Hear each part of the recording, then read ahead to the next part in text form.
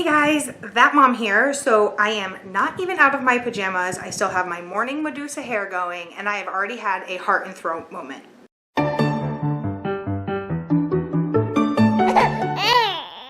So like I said, today has already been a terrifying day. What it really starts with is Q's been eating solid food for a while now. When I started her with the solid foods, I went what I guess you would call the more traditional route in giving her the rice cereals and the oatmeals and moving into purees. And I did this mostly just because I didn't really know that there was any other way of doing it. I mean, you see commercials for jars of baby food, and I just assumed that that's what people do. I did make all of her own food, so I was making her purees, and it was great. I could toy around with different flavor combinations and help build her palate, and things were great. I just figured this is what all babies do, and it's no big deal. Well, at her last doctor's appointment, our pediatrician recommended moving more towards what is called table foods or finger foods by the time she's 9 months.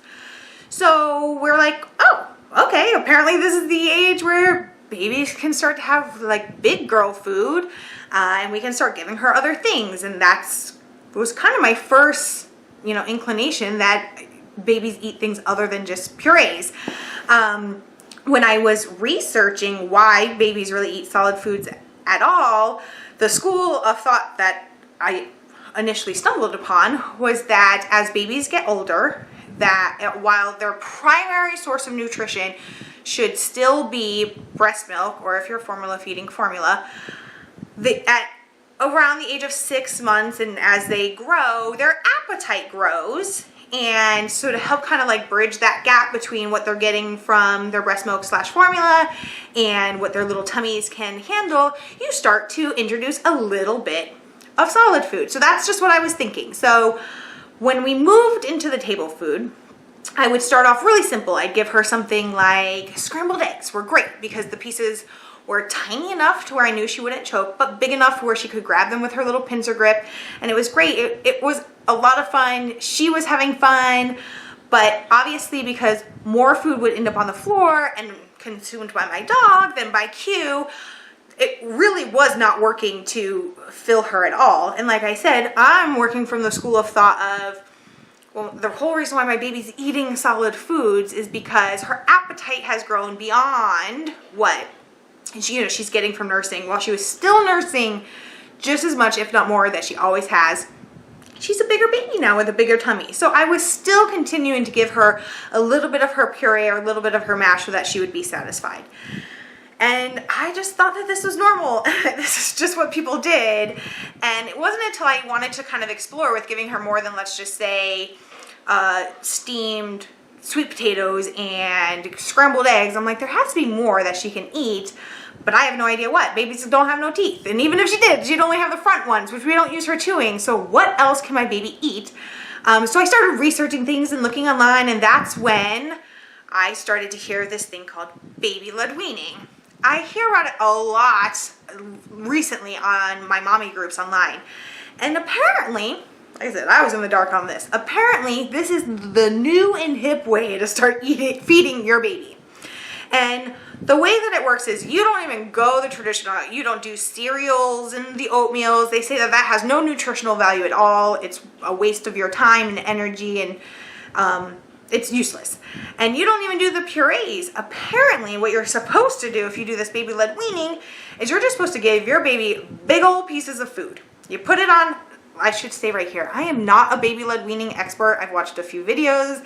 I've read different articles here and there. I really haven't researched it. So don't take this as the spoken word of God in the baby-led weaning world. But this is what I have gathered so far. You put big old pieces of a food on your baby's tray, and you let them just explore and guide themselves into what they want to eat and what they want to try, and it's supposed to be wonderful. They get to pick and choose and whatever. It kind of sounded like a load of crap to me. I was like, that makes no sense. When I put the table food on her tray, she throws it everywhere, and it's not because she isn't hungry, but just because it's fun for her. She thinks that it's just a toy. So I really had no idea how that was actually supposed to help my baby accomplish anything. I've also read some things about there potentially down the road being spoon and fork, like utensil refusal, because the babies are just used to playing with things. They don't want to take a spoon. So I was just like, well, that makes no sense. Why am I going to teach my baby that they should only eat with their hands when realistically as adults, we eat with our hands very little? So I really didn't pay much attention to it. But the more and more I was researching for new ideas for my baby, the more I would just see about this baby-led weaning, and the more I'd hear people talk about it. So then I started to feel guilty. And of course I started to doubt myself as a mom. And I'm starting to think that the, way I've been doing it is wrong. I hear everyone talking about food before one is just for fun. It shouldn't be filling your baby. Your baby should only be nursing. And I started to doubt myself. And so I have decided to start dabbling in the baby-led weaning thing. So I'm seeing how, I heard this one mom who's like, we had pork chops last night and it was great. I could just cut off a big old slice and it would sit there and hold the pork chop and be gnawing on it, and it was fantastic. And I watched videos and I got a big old piece of broccoli on the high chair tray and the baby's just hanging out, eating on it. And I'm like, okay, apparently this is what I'm supposed to be doing, and I'm crazy that I haven't been doing this with Q. I've been putting food in her mouth, probably feeding her more than I need to be feeding her. I should just be putting these big old pieces, and she's just gonna sit there and hold it and gnaw on it. I instantly think of the turkey legs at Disney, like, when you walk around with the big old turkey legs, like that's apparently what Q should be doing. So this morning, because I'm not doing the baby-led weaning 100%, I'm just dabbling in it. I'm still giving Q I don't puree her food anymore. I call it more of like a mash. I've introduced her to texture. I want her kind of starting to work down the food. I was taking a banana and breaking off like tiny pieces and putting it in yogurt and feeding. That was her breakfast. But when she was done, because like I said, I'm dabbling, I give her a big piece of banana for her to just kind of sit there and turkey leg gnaw on. So I give it to her and she instantly is like, she is just going to town. So I'm kind of regulating, because I think if I had let her, she would have shoved the entire banana in her mouth. So I'm like kind of trying to regulate. I'm thinking that there's no way she's going to bite through the banana. She's just going to sit here and kind of get the flavor and play around, and yay, it's going to be fun. And before I know it, she has broken off a huge piece of banana in her mouth. And I kind of panic a little. I'm like, oh crap. Her mouth is just too full. There's no way she's going to work this down. Thankfully, I had taken an infant CPR class. So I switch into that like survival mode. And I remember from the class, they tell you to be cautious when doing a finger swipe. Not that you 100% can't do it, but just to be very cautious, because you could end up pushing the food further down. So this is all happening very quickly, but of course it feels like, time is standing still in my brain. I assess that I'm going to be able to get some of the banana out if I finger swipe, which is probably her only chance of being able to work it down, because the piece that's in her mouth is just entirely too big for her to even manipulate to try and break down. So I am able to get some out. And I also learned in the class that, the difference between like a gag and a baby kind of just figuring things out, and a choke. Please do not take this as being, your information. Please go take a class, but I'm just sharing with you my experiences and things I learned. They taught us how to look for, listening for your baby breathing. If your baby is making sounds and coughing, that's actually a good thing. That means that the airway is clear enough and that they're working on clearing it.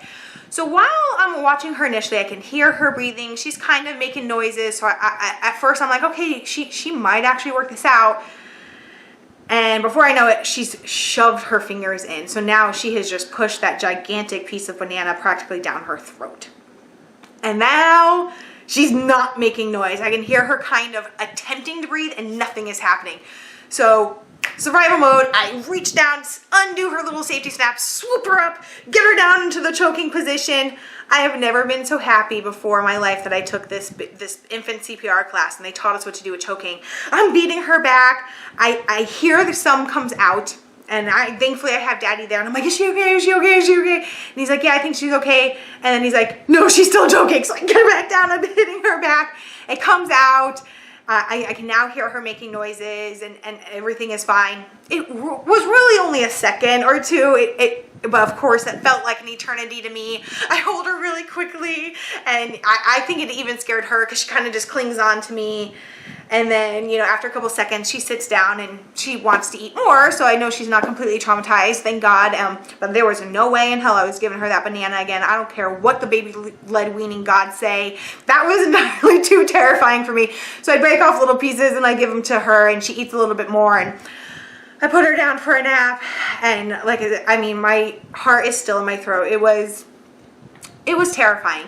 At the end of the day, the big message I want you to take away from this is how taking an infant CPR class can really be a lifesaver.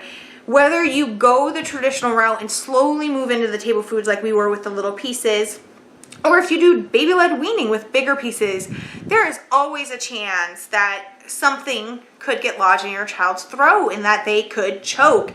And would you have any idea what to do? Some of the things that people instinctively go to do, like the finger swipe, or even like throwing a baby's hands up, can actually be more detrimental. These were things that I learned in the class that I was so happy today I knew to do. So please, please, please let this be a lesson to you that no matter what approach you take in feeding your child, to go take an infant CPR class. I am really convinced that had I not taken that class, we would have had a different outcome today, which is obviously terrifying for me to think about, but I'm not going to allow my mommy brain to go there, or else I'll never get out of this bed today. So I'm just going to be glad that I did take the class and that it worked out really differently.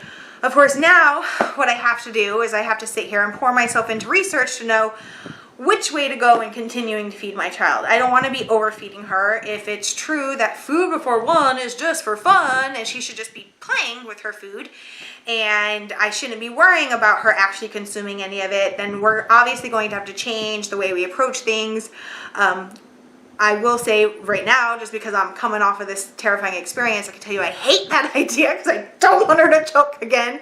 But I know that if I really want to go the baby-led weaning approach, if I really, really research it, there has to be a better, safer way of doing it than maybe the way I was taking it. I don't know.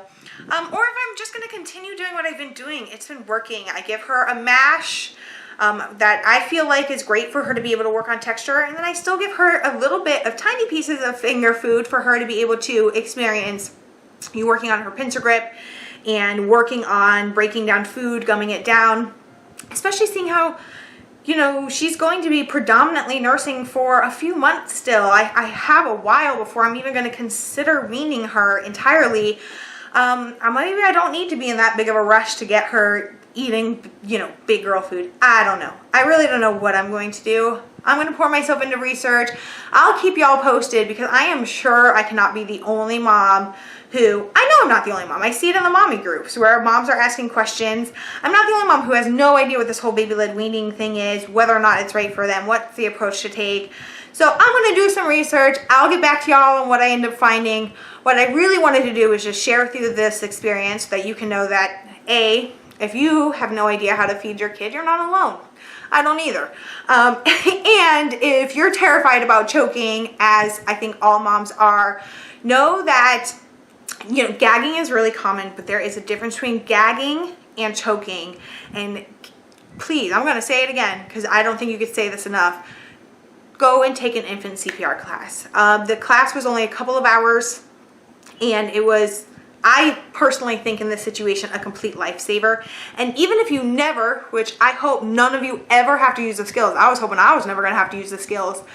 When I started feeding Q solids, I had the peace of mind of knowing that if, God forbid, something like today happened, I knew what to do.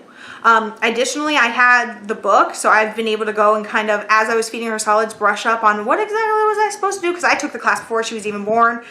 So you always have the resource to go back on. So go take a class. I'll keep y'all posted on what happens here. As you can see, I'm sitting back in my bed. I'm going to try and restart my day and hope that this is not a sign of how the rest of my day is going to be. Hopefully when I get back out of this bed, we're going to have a better day that has no more scary or horrible moments in it. And I hope you all have a good day too. Thanks so much for letting me share this horrifying experience. Let it be a lesson to you. Take a CPR class. Have a good day, guys. Thank you so much for watching. I really hope you enjoyed it. If you want to watch more, check out one of my other videos and subscribe to my page. I'm also really active on other social media outlets, so please follow me on Instagram and Twitter. You can click on the links on my page or search me using @officialthatmom. Thank you again so much for watching, and always remember, don't be afraid to be that mom. I'll see you next time. Bye.